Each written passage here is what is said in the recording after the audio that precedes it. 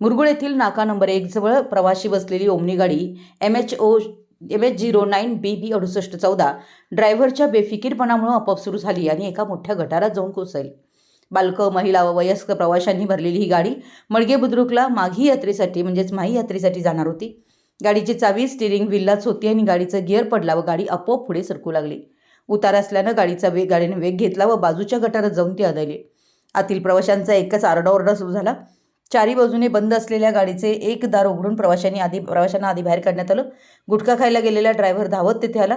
लोकांनी त्याला शिव्याने धुवून काढलं. एखाद्याचा जरी प्राण गमावला असता तर गुटखा कितीला पडला असता असे बोल जमावतून ऐकू येत होते. सुदैवानं जीवितहानी टळली असली तरी खाजगी प्रवासी वाहतूक किती बेजबाबदार व धोक्याची बनली हे यावरून दिसतं. यात्रेचा दिवस असल्यानं माणसांची व वाहनांची नाका परिसरात मोठी गर्दी होती. ओमनी गाडीची इतर वाहनांना धडक झाली असती किंवा गाडी खाली एखाद्याचा जीव गेला असता तर ही बेफिकिरी चांगलीच महागात पडणार होती. पोलीस प्रशासनाने याची गंभीर दखल घ्यावी अशी चर्चा सुरू आहे. मराठी एस न्यूजसाठी मुरगुडहून सर्जेराव भाट.